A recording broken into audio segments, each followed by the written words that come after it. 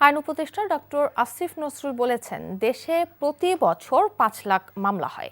মামলার জট কমানোর পরিকল্পনা করছে সরকার। এ লক্ষ্যে লিগ্যাল এইড সংস্থায় ৪০% মামলা নিয়ে আসার চেষ্টা করা হবে বলেও জানান তিনি।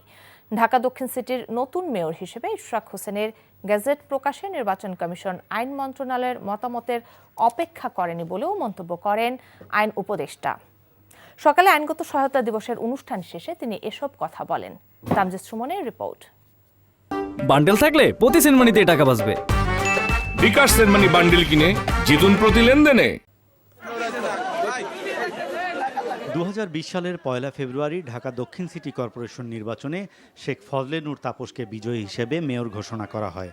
নির্বাচন কমিশনের এ সংক্রান্ত গেজেট চ্যালেঞ্জ করে ওই বছর ৩ মার্চ ট্রাইব্যুনালে মামলা করেন ইশরাক। ৪ বছর পর সেই মামলার রায়ে ভোটের ফল বাতিল করে ইশরাককে মেয়র ঘোষণা করে ট্রাইব্যুনাল। আর রোববার বিএনপি নেতা ইশরাককে ঢাকা দক্ষিণ সিটি কর্পোরেশনের মেয়র ঘোষণা করে গেজেট প্রকাশ করা হয়।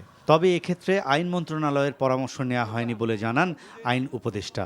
ইশরাক হোসেনের গেজেট নোটিফিকেশন হবে কিনা এই ব্যাপারে নির্বাচন কমিশন আমাদের কাছে জানতে চেয়েছিল।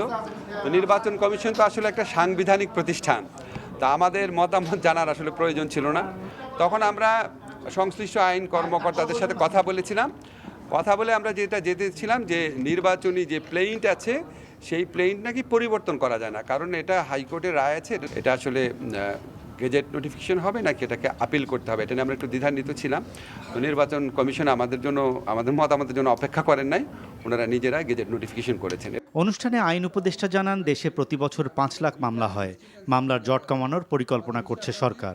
এ লক্ষ্যে লিগ্যাল এইড সংস্থায় ৪০% মামলা নিয়ে আসার চেষ্টা করা হবে।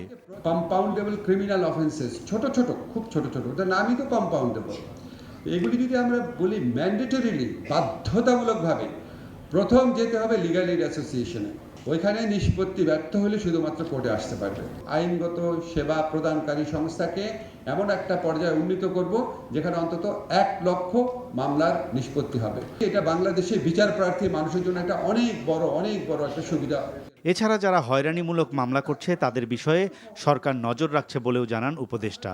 যারা এমন মামলা করছে তাদের পরিচয় উন্মুক্ত করা হবে বলেও জানান তিনি। Tamjid Suman, NTV news, Dhaka. Bundle থাকলে প্রতি সেনমানিতে টাকা বাঁচবে। বিকাশ সেনমানি বান্ডেল কিনে জিতুন প্রতি লেনদেনে।